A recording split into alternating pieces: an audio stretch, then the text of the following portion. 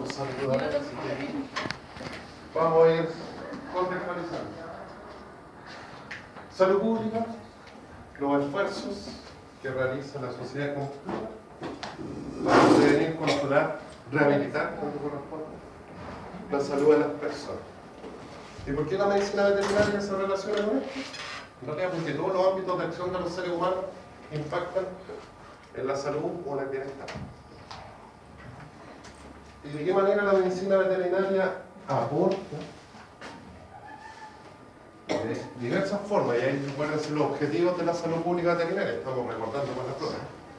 ¿Cuáles son los objetivos de la salud pública veterinaria? ¿De qué manera nosotros podemos aportar? Con prevención. ¿Prevención de qué? Prevención. Vamos a hacer muchas actividades, pero vamos a agruparlas en algunas áreas. Educación de desparasitación. Algunas enfermedades que son transmisibles son comunes a los animales y a las personas. ¿Cómo se llaman esas? Zoonosis. Zoonosis. Y en la zoonosis tenemos que acordarnos que son los reservorios, los hospederos. Hay algunos que son hospederos accidentales, generalmente el humano es accidental en esta enfermedad. Hay otros que participan y tienen importancia, le ponemos nombre elegante, especies de interés epidemiológico, que son las que inciden en que se transmitan especies domésticas en el ser humano. ¿Por qué los domésticos? Porque viven más cerca de nosotros. Hay otras especies que conviven con nosotros, no son domésticas, las llamamos sinantrópicos. Los ratones, que había uno ahí en la entrada. ¿A dónde? ¿Había? Los gorriones, una cantidad de aves, las palomas, los murciélagos. Y entonces ellos pueden remitir una infinidad de agentes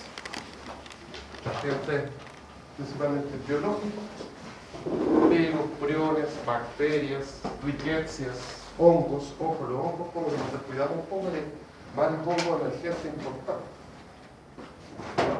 Aparte de la zoonosis, usted está hablando de educación y otras cosas. ¿Cómo se llama eso como un poco más genérico?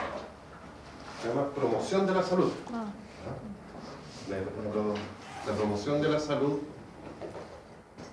implica la educación sanitaria, pero no basta con la educación sanitaria para que haya un control o una prevención efectiva final. Y el ejemplo, el clásico, todos sabemos que fumar hace mal y un porcentaje importante de la población chilena somos fumadores. Que el exceso de alcohol nos afecta, sin embargo consumimos alcohol y otras drogas lícitas y ilícitas de manera problemática. Entonces, además de la educación sanitaria, hay otras acciones con el fin de modificar hábitos y conducta o promover que las mismas personas sean capaces de cuidar su salud. Por ejemplo, desde el punto de vista de nuestra ciencia, de mejorar las condiciones de producción, mejorar las condiciones ambientales, y por eso vimos los factores ambientales, físicos y químicos que podían afectar la salud de las personas de manera bastante general. Y ahí hay otro componente importante de la salud pública veterinaria, que es la gestión ambiental. Control de zoonosis, promoción de la salud, gestión ambiental. ¿Qué más hacemos los médicos veterinarios? Muy bien, la seguridad alimentaria. Creo que están muy bien preparados para el próximo año. Hola, la seguridad alimentaria es otra componente importante de la salud pública veterinaria. Y la seguridad alimentaria está compuesta de dos cosas. Una, el gran desafío que tenemos para que parte más o menos de la mitad del siglo pasado y la medicina veterinaria con un amplio desarrollo en producir alimentos para los animales. Entonces, una es la producción en cantidad, la accesibilidad es un factor complejo. Hay un porcentaje importante, el otro día salió un informe, que ustedes ya lo deben conocer porque son estudiantes de salud pública, salió un informe que hablaba que había 800 millones de personas en el mundo que tenían dificultades, no consumían la cantidad de kilocalorías necesarias para mantenerse, o sea, para mantener su condición basal. O sea, 800 millones de personas en este mundo sufren de hambre. Y producimos alimentos para alimentarnos todos y de manera adecuada. Entonces la accesibilidad es un punto complejo. Y el otro tema, la inocuidad, que los alimentos que comen no nos hagan daño. Entonces, esos son los objetivos de la salud pública veterinaria. Nosotros partimos hablando de un componente que son las zoonosis, donde aplicamos todas las herramientas que tienen la prevención y control de enfermedades. Cuando empezamos y pusimos algunos ejemplos, hemos visto rabia, confírmeme, vimos antivirus también, que ya tengo como otro curso también, y he hecho como 20 clases. He participado con 20 cursos este segundo semestre, así que estoy medio confundido. Antivirus, rabia, y vimos que tenían un modelo. Las enfermedades hay que monitorearlas. Y ahí usamos la herramienta de la epidemiología. ¿A quiénes? ¿Cómo? ¿Cuándo? ¿Dónde? Entonces hacemos un monitoreo de las enfermedades en los seres humanos y las especies que nos interesan. Para rabia, ¿cuáles son las especies que nos interesan? Depende, acuérdense que se la así, depende de dónde estemos. Si estamos pensando en Chile o a nivel mundial, el perro. Perro responsable del 90% de los casos humanos, perdón, 75% de los casos registrados en el mundo. Tenemos que seguir preguntándonos de lo que pasa en la rabia. ¿El gato en qué porcentaje está más o menos? El perro, acuérdense, por una curiosidad biológica, los cánidos son los reservorios. Permiso. Y los perros y los gatos son los animales domésticos más comunes que tenemos las personas, de mascotas. Entonces, los perros y los gatos están estrechamente relacionados. Cuando hay brotes de rabia en perros, siempre hay casos de gatos asociados. ¿Por qué? Porque vivimos estrechamente seres humanos, perros y gatos. O sea, desde el punto de vista biológico, natural, los gatos no tendrían relevancia, pero dado que nosotros armamos un medio ambiente artificial, los gatos como que siguen el comportamiento de la rabia en perro. Cuando hay brotes de rabia en perro, se producen también brotes de rabia en gato.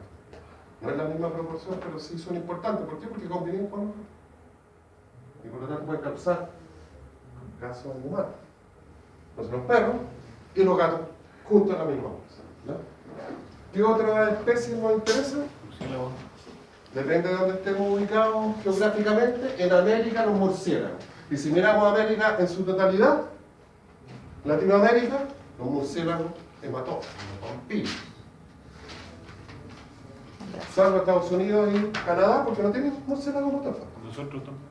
Y nosotros, porque nuestra población de murciélagos hematófagos es bastante pequeña. Ni siquiera sabemos si circula o no el virus. Entonces ahí tenemos la importancia de los murciélagos insectívoros. Si nos vamos a otras regiones, van a tener importancia otras especies. En Norteamérica, además de los murciélagos, los cánidos silvestres. Y ahí vamos aprendiendo dónde están ubicados los zorros, chacales, coyotes. Europa del Este, los lobos. Europa del Norte, los zorros y los lobos. Entonces, ¿dónde vamos nosotros? Tenemos que ir conociendo esas características porque contrata la Organización Mundial de la Salud para ir a trabajar en Europa, tenemos que conocer. ¿Dónde se concentra principalmente la enfermedad a nivel mundial? India y Pakistán. ¿No? O sea, la gran mayoría de los casos están ligados ahí. Posteriormente, África y algunos países en América. ¿Qué países en América son donde se persiste la rabia? Centroamérica, Bolivia, Haití, República Dominicana. Brasil. Brasil.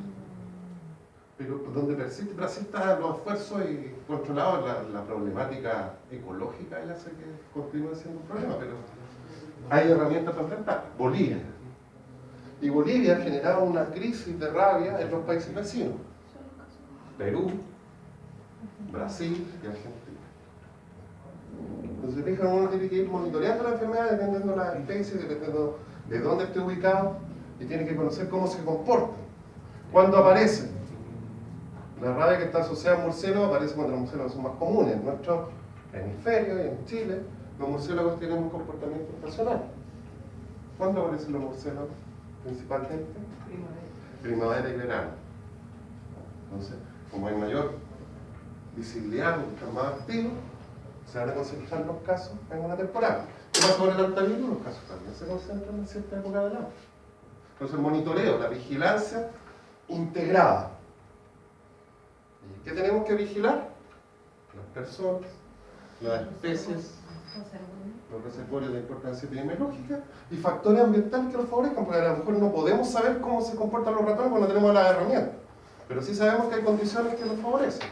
Florecimiento de ciertas especies vegetales, las condiciones de temperatura, de humedad, etc. ¿Ya? Entonces, uno vigila de manera integral y conociendo eso, uno puede utilizar las herramientas que disponemos por la ciencia, por los avances tecnológicos.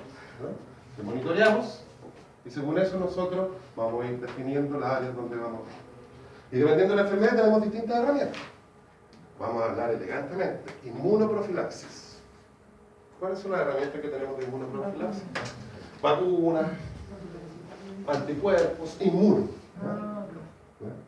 Hay anticuerpos monoclonales que pueden ser utilizados, algunos incluso se usan como activos, etc. No, pero las vacunas son un buen ejemplo. Y hay vacunas que podemos utilizar para alguna enfermedad, la inmunoprevenible. Mira, ¿qué enfermedad inmunoprevenible de importancia en salud pública veterinaria? La rabia. Por eso lo usamos como modelo. Y la rabia que tiene la gracia que nos sirve para aplicar todos los componentes que estamos teorizando. En la práctica todo se mezcla. Pero tenemos una herramienta inmunoprevenible. Y además la rabia tiene una particularidad excepcional. Podemos usar la vacuna como, entre comillas, tratamiento. Después que nos exponemos, las vacunas normalmente las ponemos antes de exponernos a la gente. Las vacunas, piensen en la influenza. ¿Cuándo se pone? ¿Cuando estamos en pleno brote o antes de los brotes? Eso debería ser teoría. Entonces, antes que empiece el aumento del número de casos, si nosotros vacunamos a la población, obtenemos una inmunidad de masa, un concepto que los veterinarios no es fácil de entender, y vamos a prevenir que hayan brotes. No vamos a prevenir probablemente todos los casos, pero vamos a tratar de mantenerlo controlado. Y en la rabia también podemos usarla de manera preventiva. ¿Y en qué grupo lo usamos de manera preventiva?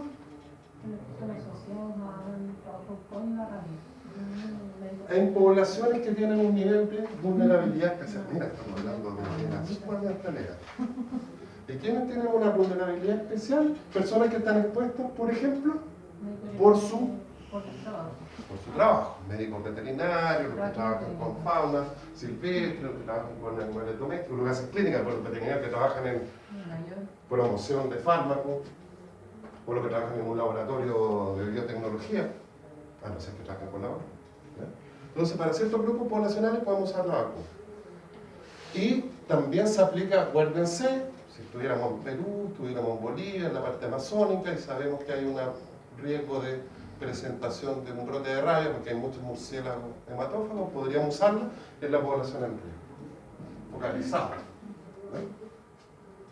Pero la rabia tiene una característica especial, dado su largo periodo de incubación, podemos colocarla después que se expuso. Y esa es la aplicación más común, más habitual que tenemos de esa herramienta. Cuando una persona ha estado expuesto a la transmisión del virus. ¿Y cuando se expone a la transmisión del virus? Cuando está en contacto con un animal positivo. O cuando nosotros no sabemos si está positivo. Por ejemplo, si lo muerde un animal sin dueño. Por ejemplo, si nos muerde un animal silvestre, el cual nosotros no podamos identificar, capturar y enviarlo al laboratorio. ¿No? ¿Se entiende, no? ¿Qué otra herramienta de prevención tenemos? Los antibióticos. Los antibióticos, perfecto. Quimioprofilaxis. ¿Se pueden usar los antibióticos de manera preventiva? Es raro, lo habitual es que lo usemos para los que están infectados, pero también lo podemos usar de manera preventiva. Y hay algunos casos que estuvieran enfermedad infecciosa, donde podemos usarlo de manera preventiva. ¿Se acuerdan de algún caso, no? ¿Se acuerdan del anthrax? Que es una enfermedad aguda, que tiene una alta letalidad, y cuando se presenta en un rebaño, y uno empieza a presentar casos, podría utilizar antibióticos. ¿Qué antibióticos?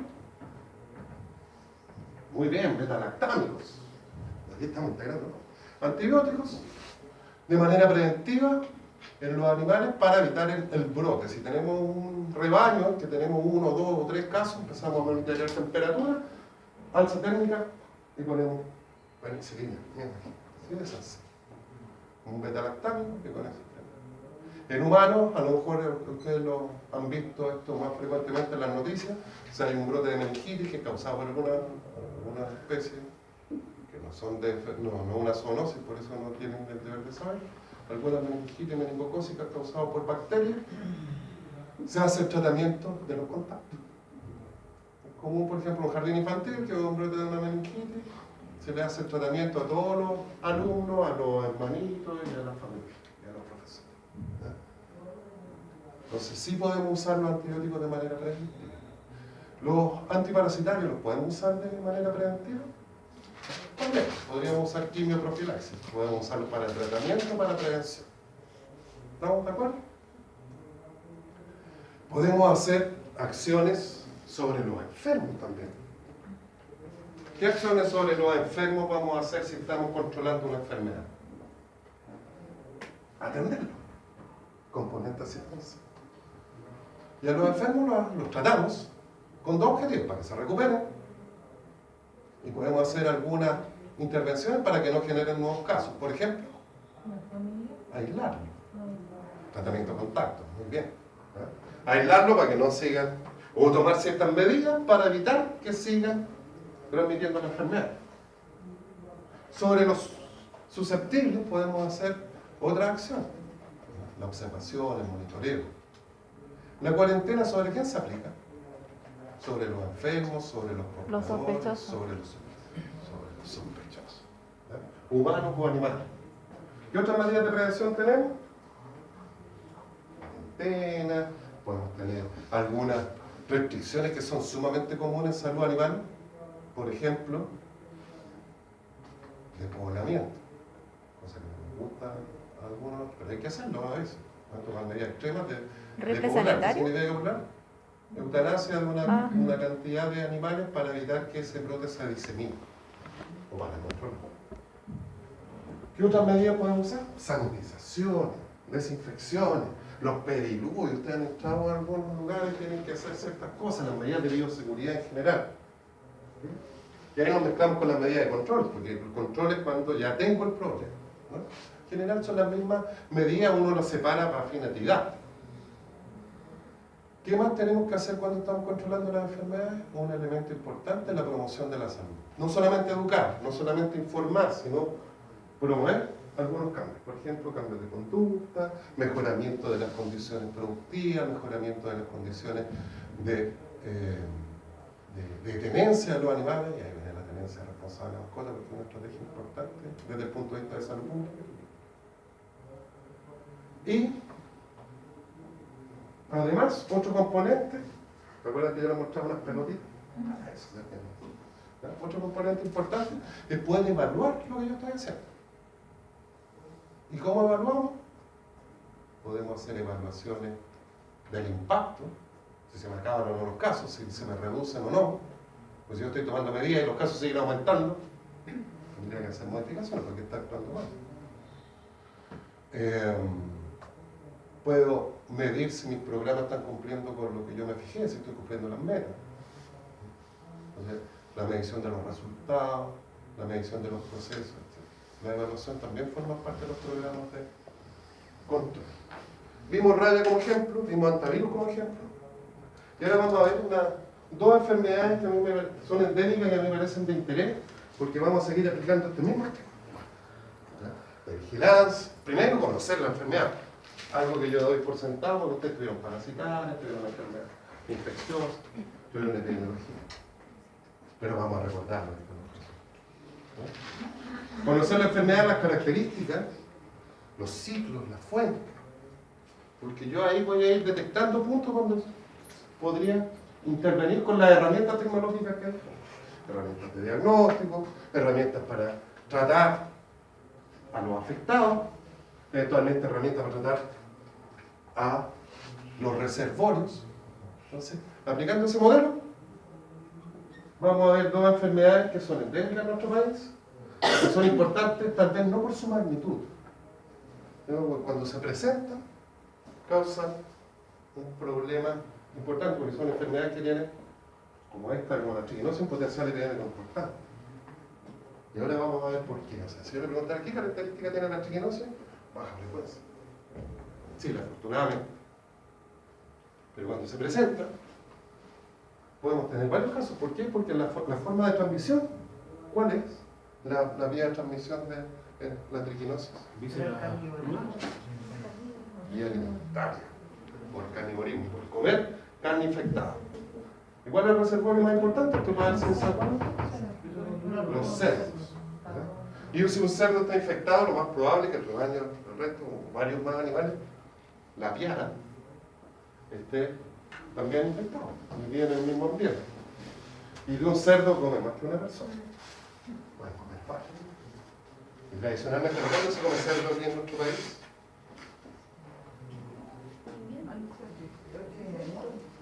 Hay cierta época, ojo, esto es ya lo que sabemos, después ahora lo podemos ir aplicando. Tradicionalmente en nuestro país el cerdo es producido, en forma tradicional estoy hablando, los campesinos producen cerdo de manera de tener carne, ¿en qué época? En el invierno. Y además no significa la caja chica, ¿no? ¿Y de cuándo se consume carne de cerdo en el invierno? ¿Qué cosa pasa en el invierno, junio y julio? Que cada vez menos tradicional, pero todavía sigue siendo tradicional en el campo. ¿Qué se celebra? San Juan, las Carmen, los Fernando, los Francisco, no sé cuántitos, los meses de los santos. ¿Ya? Para el 18 de septiembre. Y ahora se nos presentó otra característica, se nos está presentando en verano, en las fiestas costumbristas de verano. La semana del chancho, incluso en la semana de la fiesta del chancho no estaba presente. O si uno va a las fiestas tradicionales de Chiloé, anticucho. Entonces una enfermedad, insisto, probablemente no sea tan importante por la magnitud de los casos, por el número de los casos, la frecuencia, pero sí porque tiene un potencial epidémico. Y además, si el nivel de infección que tienen los individuos es alto, ¿qué le puede pasar a una persona con triquinosis? Puede fallecer. La farmacia puede causar la muerte de la persona afectada. Entonces vamos a ir viendo algunas características. Esto lo he presentado como en 3 congresos, así que voy a presentar lo mismo que me he presentado en los congresos para darle un alto nivel a esta clase. ¿Quién es? El niño de Cerro Plomo. Entre todas las cosas que le han hecho a ese pobre momia, que seguimos irrumpiendo en su descanso eterno, que era una ofrenda para los dioses. ¿No? Le hicieron exámenes y lo encontraron positivo. Encontraron larvas de triquinela espirales. O sea, una enfermedad de larga data en nuestro continente. Y este viene a quedar como una teoría de que la dispersión del agente había sido por la colonización española. Pero pareciera que sí la colonización o la dispersión de los europeos tuvo alguna importancia. La triquinosis o triquinelosis es una enfermedad que es producida por parásitos del género Trichinella. Y como ustedes pueden ver en esta gráfica, hay una gran cantidad de especies de Trichinella. No solo la espiral, que uno está acostumbrado. Hay una serie y ustedes ven que pueden tener algunos patrones bien especiales. Esta de acá, ¿qué es de característica aquí arriba, bien al norte? Frío. Esta se le explica, busquémosla. Trichinella nativa. Trichinella nativa asociado a reservorio. ¿Y quién come esos polares? ¿Sí? ¿Quiénes vienen aquí? ¿Quiénes vienen ahí? ¿Son de aquí? ¿Cómo se llama? Aquí no. Los inuits, los esquimales, poblaciones de Siberia, consumen cazan mucho. Otros cazan por deporte, si los comen. Eso no sé si están que son enfermos, que hacen más feo. Pero esas poblaciones originarias consumen oso polar. No es una enfermedad muy frecuente, pero podría ocurrir, ¿no? Y como además estamos en un mundo extraño, comemos cosas exóticas, Ojo con el turismo exótico. Hay otra especie, miren aquí el azulito, en Europa. Britovin. Carnívoros. Acá. Nelsoni, predadores y carroñeros africanos. Infectan entonces esos animales por caza, ahí la gente caza para comer, se infectan esos animales. Zimbabuense, papúa. Y hay una que tiene una distribución que podríamos decir mundial. Y se piensa que esta distribución mundial tuvo mucho que ver con los procesos de colonización que hicieron los pueblos europeos. Un tiempo los españoles, los portugueses, después los británicos, los franceses, los italianos. Andaban con sus barcos y con qué más. ¿Qué andaban arriba de los barcos? Los ratones. ¿No? Los perros y los ratones. Y sacaban las riquezas y se las llevaban. ¿No? O sea, a cambio de la riqueza no dejaron todas las enfermedades que transmitían que empezaron ellos. Ellos también se llevaron enfermedades de acá o de otras zonas para acá. ¿Y tampoco Australia tiene licencia? Australia es un continente aparte. Yo creo que es cosa de investigar. Han encontrado algunas cosas en pseudospirales que están asociados a aves y algunos mamíferos de esa zona, así que probablemente también tenga que uno empiece a investigar, va descubriendo muchas cosas muy interesantes. Esto para que lo lean, no voy a... La verdad que quise mantenerlo, pero cuando lo lean, ahí lo pueden adelantar, pero dijimos que la tiene distribución mundial y que tiene mucha importancia epidemiológica para el ser humano, particularmente lo que nos pasa en nuestro país, el Trichinella spiralis, ¿ya? Que cuando se ordenaron, de acuerdo a su fenotipo, le pusieron TEUR. Hicieron un ordenamiento génico, ¿han visto los árboles génicos? Entonces se agrupan y le pusieron, de acuerdo a esa clasificación, le pusieron TEUR. En regiones templadas, no es una enfermedad de los trópicos, de las zonas templadas. Aquí estamos hablando de las zonas templadas fuera de los trópicos, de Capricornio abajo, hacia el polo.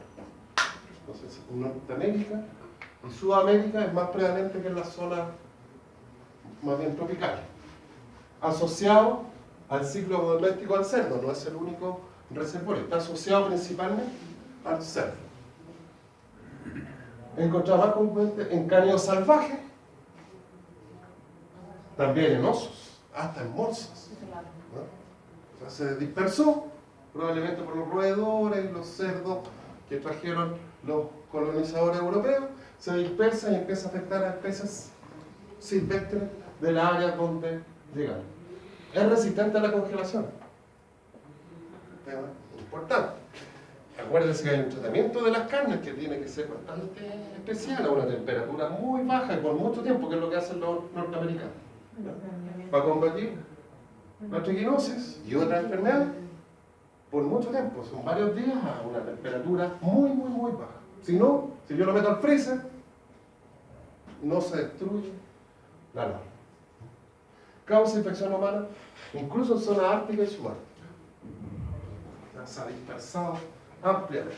Y ahí pueden ustedes leer sobre los otros genotipos. Incluso hay un genotipo nuevo encontrado en pumas de la Patagonia Argentina. Y hay discusión si es otra especie o no, y ahí para leer. Hay una linda pelea entre los parasitólogos. En nosotros zoología me hicieron leer un paper sobre Trichinella en puma con color, Sí. pero claro, de Argentina, y decían que habían casos humanos con... Sí, pues vamos a ver, se está adelantando. Sí, tenemos casos humanos. Por esta comida exótica, hay algunos grupos humanos que comen puma. ¿No? Y los pumas se infectaban por jabalíes. Por jabalíes, por cerdos domésticos, por roedores infectados. Esa es la importancia entonces. ¿Cuál es la especie de importancia epidemiológica para nuestro país? La que conocemos hasta ahora. Si vamos a investigar, capaz que vamos contando nuevas cosas. Trichinella spiralis. El del puma está en discusión, sé que existe en Chile. ¿No? Pero si existe en el puma de la Patagonia Argentina, probablemente no lo sabemos. Los estudios que se han hecho aquí en Chile, en puma, se ha visto que Trichinella No, pero es de puma. es la misma especie de puma. Pero lo que Hay pumas en Chile detectados positivos. Ya, pero ¿cómo saber si es puma detallada acá? No, porque se estudió la larva, se estudió genética y ahí determinaron que era el genotipo de uno, en Chile. Ya. Pero en otras investigaciones, en la Patagonia Argentina, no coincidía con esta clasificación. Ah, ok. ¿Ya? Se les quedaba como afuera. Por eso le pusieron T12. ¿Ya? Y postulan que es una nueva especie. Trichinella patagónica. ¿Ya? Entonces, la duda es, ¿existirá en Chile? Muy probable. A lo mejor si empezamos a hacer más investigación y aplicamos las técnicas moleculares, podemos escribir.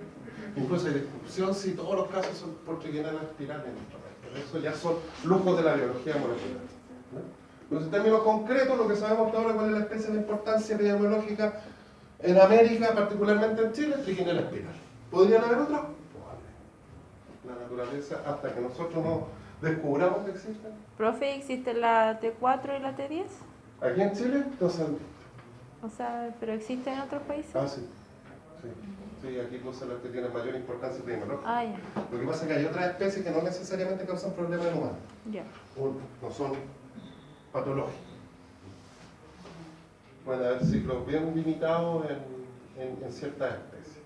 Esta es la distribución de trichinella espirales, insisto, como está bastante difundida en la zona del Medio Oriente y Europa. Incluso se postula, y esto lo van a haber leído por ahí, que las restricciones religiosas en las dos religiones más grandes, en dos de las religiones más grandes del mundo, tendría que ver con esta enfermedad. La prohibición de comer carne de cerdo para judíos y para islámicos, si sumamos los judíos y los islámicos en esta zona, es prácticamente toda la población, de hace muchos años, ¿verdad? De hace como 2000, 8000 años, tenían restricciones porque veían probablemente que si comían carne de cerdo se enfermaban. Entonces era un animal impuro. Y los judíos y los islámicos no vamos a comer carne impura. Entonces se piensa que esa restricción religiosa tiene que ver con que ya conocían la enfermedad y habían visto, habían tenido la relación entre consumo de carne de cerdo y enfermedad. Pero en Europa la carne del cerdo es bastante utilizada. Es una de las formas primarias. ¿Ustedes saben cómo se conservaban los alimentos en la antigüedad que todavía se sigue usando? Sal. Sal. Y de los cerdos, ¿qué se producen? Muchos subproductos que pueden ser conservados por mucho tiempo. Los embutidos. Los embutidos. Entonces, por eso que en esta zona la diseminación fue bastante amplia, porque el cerdo era utilizado como carne que podía ser almacenada. La sal era muy cara. Entonces inventaron otra forma de poder preparar alimentos para guardar. Y así diseminaron la enfermedad, entonces la repartieron, según las especulaciones, al resto del continente. Sin embargo, a nosotros nos queda esta paradoja del descubrimiento de momias que son antes de la llegada de los españoles, que estarían afectados por trichinella espirales. Ahí como que se nos quiebra un poco la izquierda. Y probablemente sea porque los seres humanos a la América ingresaron por acá. Ingresaron por este lado.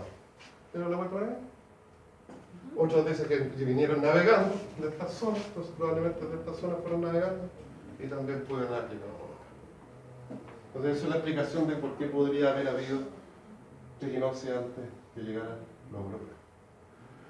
¿Por qué es importante trichinella espirales? El 80% de los casos aislados de cerdos domésticos a nivel mundial son por trichinella espirales. 88% de los caballos domésticos detectados positivos a triquinosis, a trichinella, es trichinella espiral. ¿Cómo se infectan los caballos si no son carnívoros? Larva del pasto. No, cuando cortan el pasto puede ir un roedor, no sé. ¿Cómo? Por Por prácticas, accidente. nosotros hacemos cosas que en la naturaleza no se dan. Pescamos el pasto, lo cortamos y se lo llevamos y lo dejamos en el comedero. Se lo cortan las máquinas y después hacen los cubitos en la misma máquina. Hacen fardo, entonces no es posible en el fardo haya pasado un ratoncito que quedó molido, ¿eh? Y quedó molidito y ahí le puso como un aderezo al pasto, ¿eh? Entonces así se explica que se infectan los caballos, porque los caballos no andan comiendo ratones. El 79% de los aislados de los roedores sinantrópicos tienen espiral. Entonces hay relación entre este y este. el 67% de las muestras de triquinosis en jabalí, triquinela espiral. Pero ojo, hay otras especies donde también se ha encontrado triquinela espiral, que es la variedad. Tejón, Europa. Los tejones son los míos. Zorros. ¿De qué se pueden alimentar? De roedores, de jabalí. Un jabalí muy chiquitito, más difícil. Los lobos. ¿Ya? Los osos también son omnívoros. Estos, mapache. Los linces, los pumas. ¿Cuáles tienen importancia biológica que comemos? Nosotros no andamos comiendo todos los días osos. Por lo menos yo no. Entonces comemos habitualmente cerdo. por ahí entonces estaría la importancia para el ser humano. Y la gran mayoría, no todos, la gran mayoría de los casos humanos en el mundo es producido por triquinela espiral. Acordándonos de parasitología. ¿Qué tipo de parásito es triquinela espiralis? Es un sexto. Todo. Es un sexto. A ver, no me acuerdo. No, no me Un acuerdo. platerminto. ¿Y aquí qué características tiene este platerminto? Es bastante chiquitito, tiene unas papilas de las que sacadas, ¿no? Hay dimorfismo sexual, los machos son diferentes de la hembra, los parásitos generalmente las hembras son más grandes. ¿Por qué? Para poder tener la posibilidad de reproducirse. ¿Ya? El doble el tamaño de la hembra, a 2 milímetros. ¿Ya? Y la vulva en la cara ventral. Las larvas, libres circulando, 100 por 6 micras, o sea, microscopio. ¿Lo podríamos ver? Bastante microscopio. Y las larvas se enquistan en el músculo, ¿no? Entonces quedan en el músculo y quedan latentes hasta que llega otro hospedero, consume la carne, con los jugos digestivos lo disuelve, salen los machos y las hembras, y las larvas se enquistan. Entonces el ciclo es por consumo de carne infectada, el principal reservorio, por eso se dice, esto está en imágenes en internet, ahí tienen la larvita entonces. Puede ser el cerdo más importante desde el punto de vista epidemiológico, por eso que lo pongo ahí, podría ser otra especie. Las larvas, durante la digestión, se liberan en el estómago. Pasan, las machos y las hembras maduran, se ponen con la larva, llegan a la fase sexual adulta, las hembras fecundadas, perforan las vellosidades intestinales y por la circulación se distribuyen a los músculos. ¿Y qué músculos son los más afectados? Como van por la circulación sanguínea, los que tienen mayor nivel de irrigación. ¿Y cuáles son los músculos más irrigados? Los que tienen más movimiento. ¿Y cuáles son los músculos que tienen más movimiento? La musculatura estriada. ¿Y cuál es el músculo que no deja de moverse nunca? Corazón. De los estriados. ¿Ya? Entonces, por eso debe tomarían una muestra, cualquier musculatura estriada serviría. Pero ¿dónde con mayor seguridad vamos a encontrar? Pilares de estriado. ¿Ya? Entonces, las larvas están en la carne, por la digestión se liberan, salen las larvas, maduran, hacen sus cositas los machos con la hembra. ¿Ya? La hembra infectada tiene la capacidad de atravesar las vellosidades intestinales, se distribuyen por la irrigación sanguínea hacia la musculatura estriada, afecta la musculatura estriada. Entonces, mayor nivel de irrigación, mayor probabilidad de que tenga la llegada de las larvas, las cuales ingresan a los músculos de mayor irrigación. Y ahí se enquistan dentro de las células musculares. Mirando este cuadro, ¿hay algún lugar donde yo podría incidir o no? ¿Donde yo podría actuar para cortar el ciclo? Enquistadas aquí adentro, cubiertas por una cápsula. ¿Les puedo hacer algo? ¿Le llegarán los antiparasitarios? Son músculos altamente irritados. Van a llegar al músculo, pero no van a ingresar, no van a ser capaces de ingresar dentro de el quiste. No se podría actuar. Primero, que no se coma. O evitar o disminuir. Si no fuéramos carnívoros, los humanos no nos enfermaríamos. Pero si llegáramos a comer, ¿qué pasa? ¿Cómo los puedo eliminar? ¿Los puedo eliminar ahí? Cuando estén en el sistema digestivo, ¿podría hacerle algo a las larvas o no? ¿Qué podría hacerle a las larvas?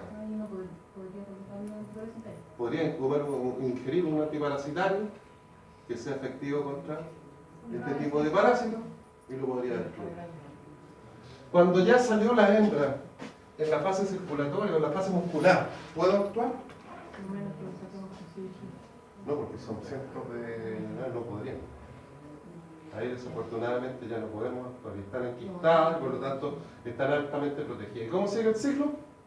Cuando este animalito, por canibalismo, por zumo de la carne que está infectada, se infecta. Los seres humanos participamos del ciclo biológico en forma natural. Nosotros nos comemos entre nosotros en términos generales. La carne no. ¿Ya? Hay algunas tribus que todavía practican canibalismo, pero son excepciones. Vamos a hablar de consumo de carne. Y normalmente nosotros, los seres humanos, somos sometidos a ritos funerarios. Casi todas las culturas nos someten a algún tipo de rito funerario. Casi todas. Algunas son de alto riesgo, para esta y otras enfermedades. Pero en general, ¿qué hacemos con los seres humanos? O los incineramos, que no es tan frecuente en muchas culturas, o los enterramos en un cajón a 6 pies bajo tierra. Entonces, desde el punto de vista del ciclo natural de la enfermedad, el ser humano es un... ¿Qué tipo de hospedero? ¿Cómo se llama eso en parasitología? Es accidental, pero además es puro. Hasta ahí no llegó el pobre parásito, no pudo seguir su ciclo de vida. Al parásito le interesa que culmine el ciclo. Transmisión de la triquinosis, entonces, los cerdos se infectan por canibalismo, los cerdos sí que se comen entre ellos, ¿no? Podría ocurrir, generalmente en malas condiciones productivas, en condiciones precarias. El cerdo se come a otros cerditos chicos, la guaguita, ¿no? Podría ocurrir, y ocurre. En condiciones precarias puede haber canibalismo a cerdo. O la gente le puede dar carne de cerdo a los cerdos, ¿no? De los restos, los desechos. Los ratones, los roedores, son omnívoros y pueden consumir carne de un cerdo infectado. Entonces los ratones son importantes en la transmisión del ciclo. Y de aquí, otros mamíferos podrían infectarse. Los osos pueden comerse un cerdo. Podrían. ¿No?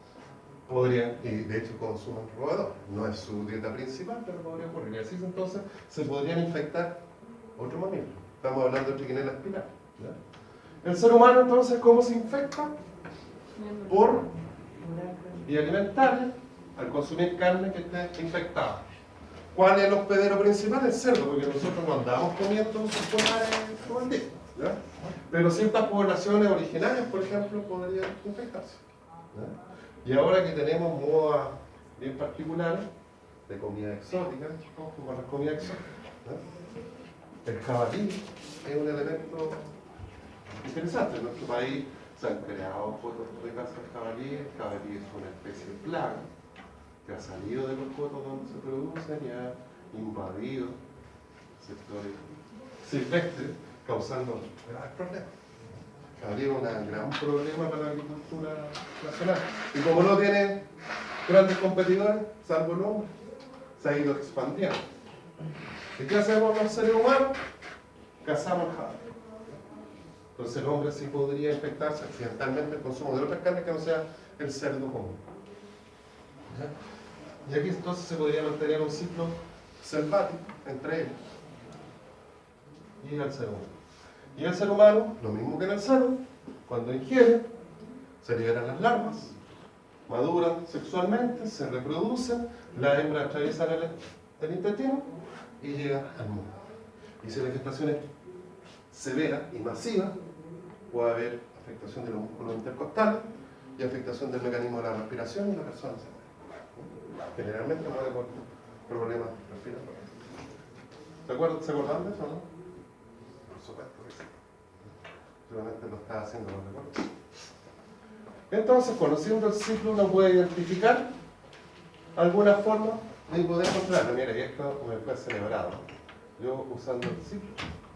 ¿Podemos actuar sobre que los ratones se coman entre ellos? ¿Le podemos enseñar a los ratones que no se coman entre ellos? ¿Podemos hacerlo? No. Entonces, aquí voy con esta imagen. El ciclo silvestre o el ciclo sinantrópico no tenemos herramientas para poder controlarlo, que estos se infecten entre ellos.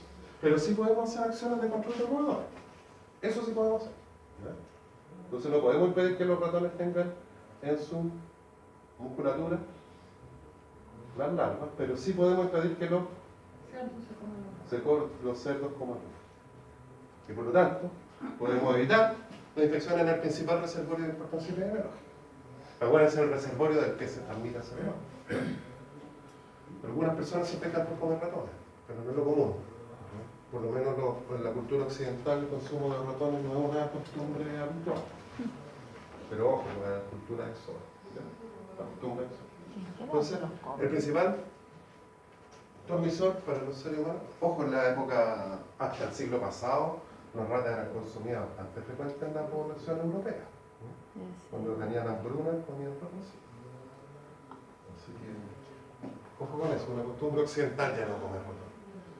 Y esto es lo que pasa entonces en la producción industrial de cerdo. La producción industrial de cerdo, la tecnificación de la producción, ha hecho que la prevalencia de los roedores disminuya drásticamente. Y si uno va a cualquier producción, en cualquier país, una producción industrializada, la prevalencia de triquinosis ha reducido de manera importantísima. Ya, uno podría hacer tarea para la casa, buscar los registros de triquinosis del SAC y van a darse cuenta que la prevalencia en los cerdos producidos y faenados de manera formal en nuestro país es bajísima. Menos de 0,3 por ahí, 0,0 algo. ¿Ya? Sí hay, pero a niveles que no tienen relevancia. Y además, nosotros podemos evitar, no podemos evitar que nosotros comamos cerdo. Muchos creo que les gustan los ratones. ¿Ya? La cultura, culturalmente, el consumo de carne de cerdo es bastante tolerado, de hecho, es una de las principales fuentes de proteína para muchas poblaciones, salvo los judíos y los... Entonces, ¿podríamos evitar comer carne de cerdo? Sí, culturalmente. Hay grupos que voluntariamente deciden no consumir carne. Por lo tanto, los que son vegetarianos, ojo, hemos tenido casos en vegetarianos.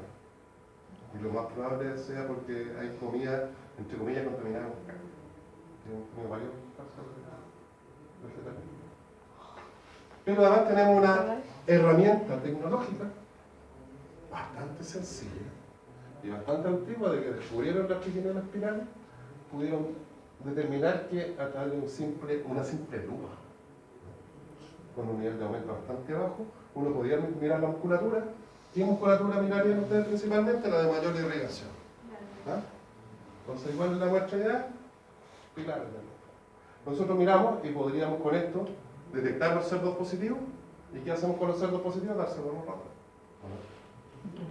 No, pues esos cerdos hay que eliminarlos de manera sanitaria. Los animales que están positivos tenemos que eliminarlos de una forma sanitaria para evitar que se mantenga. O sea, que podría estar positivo. No. Porque ¿qué pasa si yo detecto este cerdo? Si estoy en un matadero, es eliminado. Pero ¿qué pasa si está en el campo y el veterinario en su clínica recibió una muestra y es de una localidad entera? Entonces lo que hay que hacer es ubicar la carne, decomisarla y eliminarla, incinerarla idealmente. ¿Podemos evitar el ciclo silvestre? No, pero sí podríamos evitar consumir especies silvestres. Yo creo que esto es un tema interesante de estudiar. ¿Tenemos necesidad los occidentalizados chilenos de comer animales silvestres? ¿Por qué comemos jabalí? Nos gusta la delicadeza, porque hemos ido construyendo, se fijan que uno va construyendo consumos que no necesita realmente, la sociedad de consumo va hecho pautas que realmente no necesita. Y pumas, hay poblaciones que comen pumas, los pehuenches consideran que comer carne de puma, que puede ser particularmente el corazón del puma, les da vigor, les da fortaleza. Entonces ellos ancestralmente cazan y comen puma.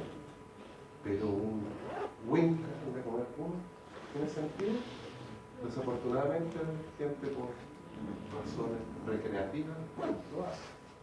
Entonces culturalmente pues, nosotros podríamos tomar algunas medidas y evitar el consumo de estos animales. Así como borrar los osos polares, los osos, porque aquí en Chile no tenemos. Pero hay gente que va a lugares a comer carne de oso. Incluso hay reptiles que participan en el ciclo y hay gente que va a comer carne de reptiles en otros países.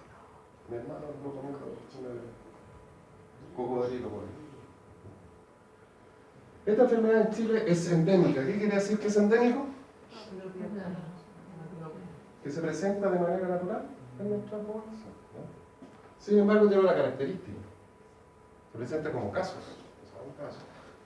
o pequeños brotes, esporádicos y aislados. ¿Qué quiere decir eso? Que no todos los años se presenta, pues no sé qué tiene, pero siempre se presenta. ¿Ya? No siempre se presenta, y este supermapa de Chile. Ahí está la isla Chiloé.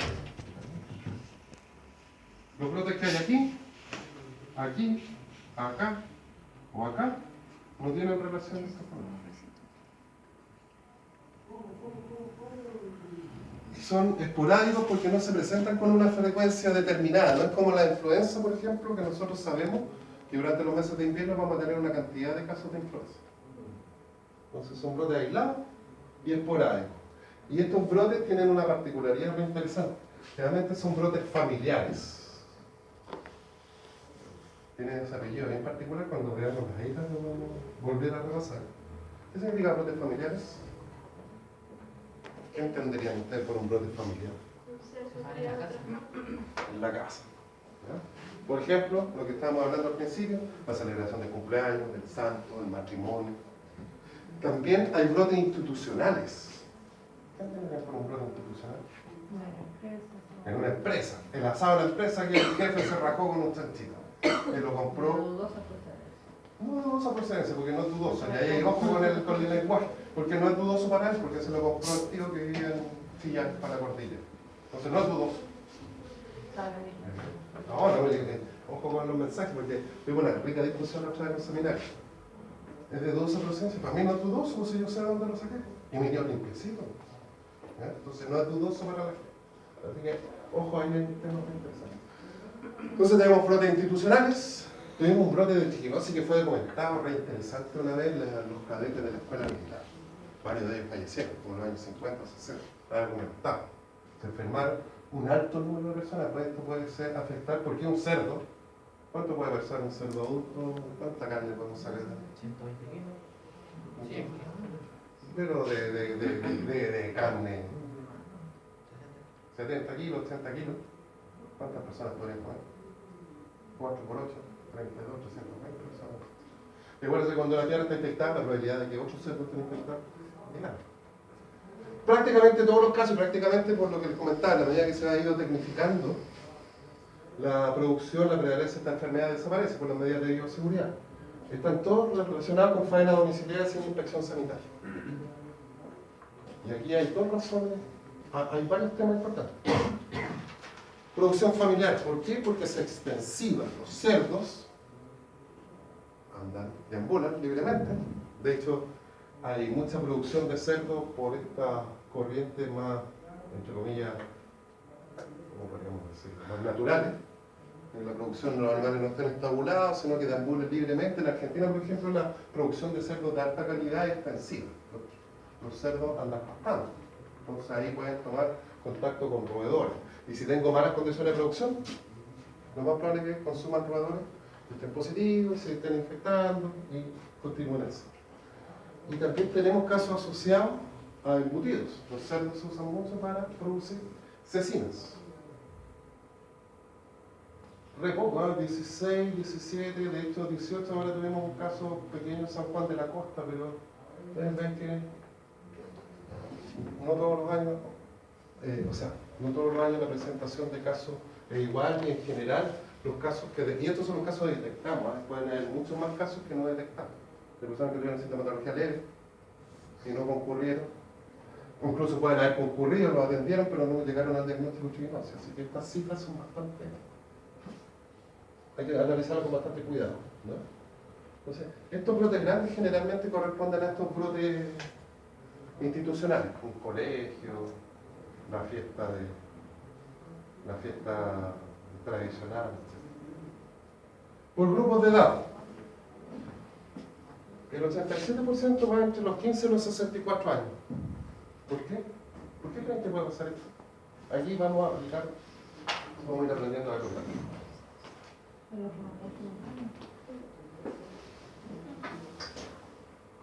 Cuando van a un asado las guapas comen. ¿O qué le dan a la guaguita? La carne más asada. ¿No le dan la carne? Entonces los niños por lo general, a los menores de 4 años rara vez consumen carne, se están durmiendo para lo van a mandar. Entonces eso explicaría, si bien son todos susceptibles, por qué hay cierta concentración en ciertos grupos de edad. Pero la temperatura entonces lo mataría. ¿El qué? La temperatura, es buena pregunta, la temperatura mata el quiste. ¿Usted está diciendo? O sea, no está diciendo no, No hemos dicho nada de temperatura. pero dijo bien cocido. Ya, entonces, ¿qué tiene que ver eso? ¿Qué puede matar? La temperatura mata. 60 grados por 15, 25 minutos, algo así, destruye la grasa. Pero ¿cuál es el problema de la cocción de la carne seca? Es que no se la come cocida. Entonces tiene que ver, se fija, con aspectos culturales, biológicos y culturales. En el costillar siempre es difícil que la carne más cercana, o la carne más cercana al hueso, alcance una temperatura de cocción que logre eliminar las larvas. ¿La temperatura lo podría eliminar? Sí. Acuérdense que es resistente a la congelación, salvo que sea una congelación a muy baja temperatura y por un largo periodo de tiempo. Cosa que no tenemos las capacidades, bueno, algunos materiales tienen esa capacidad, pero no todos. Y la temperatura que tiene que llegar a un nivel de cocción superior a cierta temperatura por un periodo de tiempo bastante prolongado también, que no necesariamente se alcanza. Entonces, ¿qué es lo más seguro? No consumir la carne con triquina. ¿Usted consumiría una carne con triquina bien asada si supiera que está positivo? ¿Ya? Entonces, ¿qué habría que hacer ahí? Ojo, y la distribución en el país, tenemos casos en todo el país. ¿Por qué? Porque producción de cerdo, en condiciones, dijimos que estaba asociado a los penas domiciliarios en todo el país. Y hay otro elemento que tal vez no hemos conversado. Desde Arica hasta Atacama, en Chile no tenemos plantas faenadoras oficiales. Y aquí hay cerdo. De hecho, yo conozco muchos colegas que tienen producción animal, que producen bastante bien, carne de buena calidad. Pero eventualmente el cerdo igual se les podría. Y si no hay inspección veterinaria y matadero, ahí hay algunas cosas que nosotros deberíamos hacer. Coquimbo, Valparaíso, Metropolitana tiene alto número de casos normalmente. ¿Por qué?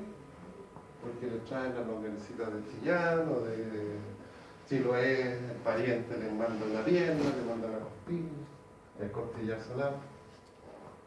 Los casos se concentran, ustedes ven, en la zona centro-sur. ¿Por qué? Porque ahí se concentra la producción de cerdo de manera doméstica, no industrial.